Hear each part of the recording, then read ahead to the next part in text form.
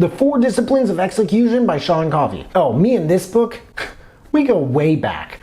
Not really, it's actually a very short story. I once worked somewhere and found this on a manager's desk. I mentioned it to the manager and I thought maybe I'll review this someday. He's like, oh, this? Yeah. The owner gave individual copies to me and my colleagues. It's your stereotypical, hold them accountable, blah, blah, blah. There's nothing all that groundbreaking in that. Is there? Is there really nothing all that groundbreaking in it? Nice guy. He was let go a couple months later. But that was years ago, and I haven't heard a word about the 4 Disciplines of Execution since. So in this review, I'm going to talk about this book. Is it really that basic? Is it really just your stereotypical hold them accountable, blah, blah, blah? What is so special about it? What did I learn other than holding them accountable, blah, blah, blah per se? I'm going to talk about the different chapters. I'm going to talk about things I liked, things I wasn't so crazy about. And I'm also going to go over some standout quotes, who I recommend this book to, as well as what books to maybe check out next. Just so you guys know, there are affiliate links in the description, and if you buy anything through those links, like maybe this book, then I get commission, which helps me build this channel and keep making these videos. Welcome back to my channel. My name is Sam, and I want to make self-growth normal, because people shouldn't have to look this information up. It should just be mainstream knowledge. If you agree, then please make sure to smash that like button. By the way, for anyone curious, this dude Sean Covey is actually one of the, I don't know how you do this, 9 children of legendary self-help author Stephen R. Covey, who's known for his legendary book, The 7 Habits of Highly Effective People. What I would easily consider to be one of the top 5 best self-help books of literally all time. 2 parts of excellent leadership, as the author says, are creating a strategy and executing a strategy. Let me ask you a question, like he asked me. Which do you think more leaders struggle with of the 2? Okay, let me ask you a follow-up question. Which do you think they teach more in business school? Hopefully, both answers were different. The undisputed answers in order, according to their studies, were execution and creation. The authors completed over 1,500 renditions. 1,500 of the 4 disciplines of this book before writing this, because they wanted to test it against hundreds of real world situations first. It's not easy to change routines that have been entrenched for decades. But let's start with those disciplines, shall we? Discipline 1, focus on the wildly important. Focus more on less. Apply more energy to fewer goals. We're hardwired to do one thing at a time excellently. You learn in this chapter with a Stephen R. Covey common sense way of thinking about why it's hard to make it happen. How multitasking hurts your focus and results, saying no to things, the 80-20 rule, and plenty more. It reminded me a lot of Simon Sinek, but I found it more concrete. Not to mention, this guy, just like Sinek, is a huge, almost nut hugger fan of Apple in its time under the leadership of Steve Jobs. Guys, I know this came out in 2012, but can we please stop sleeping on my boy Tim Cook? That dude is a genius and an excellent leader. Apple is doing just fine with him as the CEO. Name someone alive who could do it better. Oh wait, I guess we'll find out when he dies.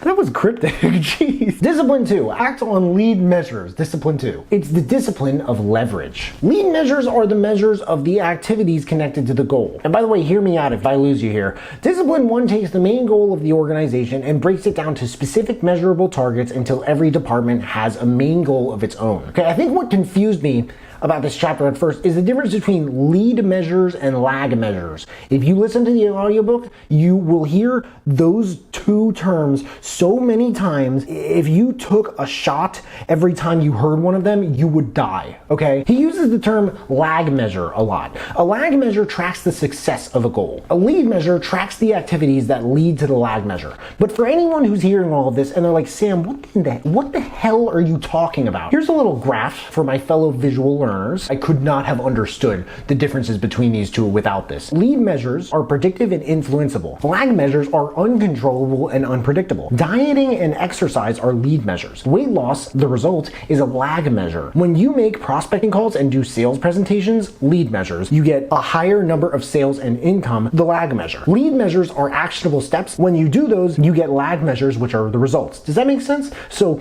Discipline 2 is acting on lead measures, presumably so you can get those lag measures. Discipline 3 is keep a compelling scoreboard. Know the score at all times. Keeping a compelling scoreboard, by the way, it's a way to make it exciting to keep the score. If you don't know the score, you do disengage. I once heard Gary Vee say, I want to score so much, I don't even notice how high the numbers are, or something like that. This is just stupid. Okay, I admire Gary Vee a lot, and I do get what he's saying, but it's still stupid. You need to know what's going on, or else energy is gonna dissipate, intensity is gonna lag, and everyone goes back to business like usual. I don't know what's going on backwards in this guy's head. That's none of my business. I don't worry, I don't care what Gary Vee does. He could be watching this on the toilet for all I care, and I hope he's having a good day. I love all the examples these guys gave of people they worked with. I feel like the way they told those stories really crystallized the reality of the disciplines in the book. And discipline 4 is create a cadence of accountability. This is a frequently recurring cycle of accounting for past performance and planning to move the score forward. To set a goal and achieve it is not execution. It just is not, okay? I'm sorry. It's not enough to say execution. It's difficult to achieve that goal while living in the midst of, they use this term a lot too, a raging whirlwind. It's even more difficult, by the way, when that requires changing the behaviors of a bunch of different people. But with Discipline 4, your team meets weekly, and they discuss for no more than 20-30 minutes how to establish weekly accountability for driving these goals further. By the way, that story about Eric Weinmeier, the blind dude on Mount Everest, badass. Seriously. But that is it, guys. The 4 disciplines of execution. I hope you enjoyed this review. I'm just kidding. I'm not done with this thing. What do you expect? Literally, chapter 5, what to expect. This section teaches you what to expect when installing the disciplines across your team. It's like a field guide. I can't imagine any negative reviews of this book saying that it doesn't have any actionable steps to take. Could you at this point? I mean, like, the most disturbing thing I found about this book, really hear this, and I'll consider it a good thing that this is the most disturbing thing I found about the book. It's so nitpicky and small, it really isn't even an issue. I don't even know why I'm mentioning it. In this chapter, for example, the author mentioned Jim Dixon, the manager of what was once the worst performing store out of, I believe, 250 in a very large grocery chain. He also mentioned his brother Mark McChesney and said that Mark always wanted to design cars, and now he's one of the lead senior designers at one of the 3 great American automakers. Mentioning their first and last names, you can easily find the name of either of these companies online. So I don't know why he just said their first and last names, but not the names of the companies. I mean, like, was he trying to hide it? This is so small and trivial, and not really anything else bothers me about this book. In fact, I'm not even sure this bothered me. It's just kind of something I noticed. Chapter 6 is installing discipline 1. This is like the difference between saying our principal aim for the coming fiscal year is to facilitate investment, infrastructure, and access growth for effective coordination, and we will increase customer utilization of our counseling services by 25% this fiscal year. Chapter 7, installing discipline 2. I think the difference between lead measures and lag measures is probably the most important thing to understand in the book, because it seems like so much of execution relies on your ability to distinguish the two from each other. Acting on lead measures is so much more critical for making lag measures happen. You have to press hard on the lead measures to move the lag measures, but if you have too many lead measures, it's kind of useless and your energy is just too scattered to make something happen. Chapter 8 is installing discipline 3. This usually begins with a meeting where you choose a theme and add any ideas, but the more involved the team is in designing their scoreboard, the more the scale is tipped to instill their ownership in pushing the lag measures. Make it exciting.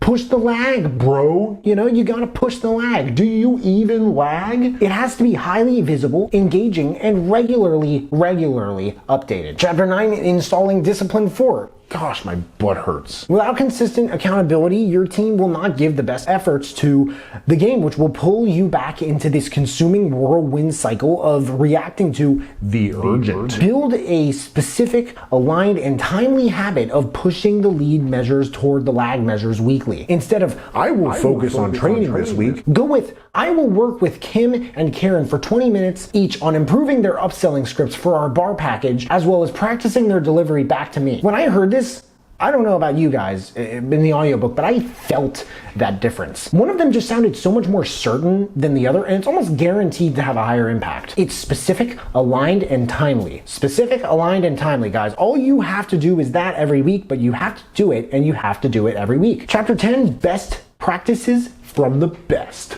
Best scoreboards are just about all up to the employees and team members because they mean something to the employees and team members. I was curious, by the way, about this because he was talking about how 1 out of 100 employees at least is always some kind of true like artist. I looked it up on Pinterest.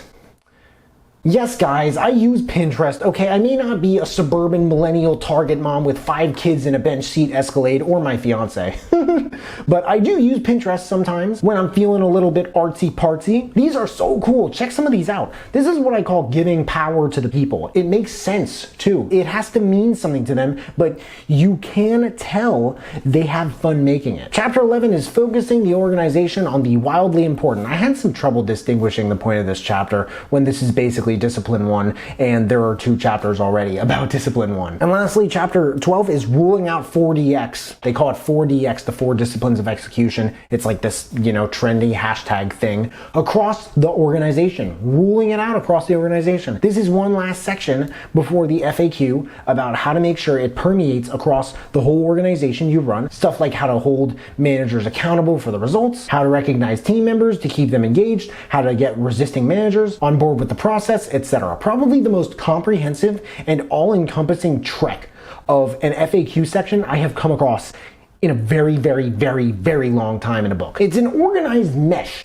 of behaviors and actions you can take to achieve your wildly important goal, or WIG, as they say 10 million times in this book. Everything from the stories to the real world experiences to the organization to the way that it tackles the subject matter it's very, very disciplined, and I wouldn't be surprised if they used all 4 disciplines literally to write it. Quotes, "You can ignore the principle of focus, but it won't ignore you." Not only had he hired people to do these things, but he had hired people to hire people to do these things. When you work on that many goals, you actually work on none of them because the amount of energy that you can put into each one is so small it's meaningless. Tracking behaviors is much harder than tracking results. There will always be more good ideas than capacity to implement. Direction 1. I recommend this book for anyone who manages or oversees a system of any kind, especially one that involves people. Direction 2. If you like this book, check out Extreme Ownership by Jocko Willink and Leif Babin. Also, while you're at it, the dichotomy of leadership. I just reviewed that. It's really, really, really nice book. The 4 Disciplines of Execution by Sean Covey. There's a link in the description if you guys want to check it out and read the reviews. That and all the other books that I mentioned in this video if you want to check those out too. If there are any other books that you guys want me to check out and review, please let me know in the comments below. Also, let me know if you checked out this book and you liked it. But hey, make sure to smash that like button, subscribe if you haven't already, because I don't get why people watch this far into my videos and they don't subscribe. But if you have subscribed and you want to turn it up just a notch and turn on that notification bell to get a notification whenever I drop new videos, that would mean the world to me. Thank you guys so much for watching. I really appreciate it. You can find me everywhere and I will see you then.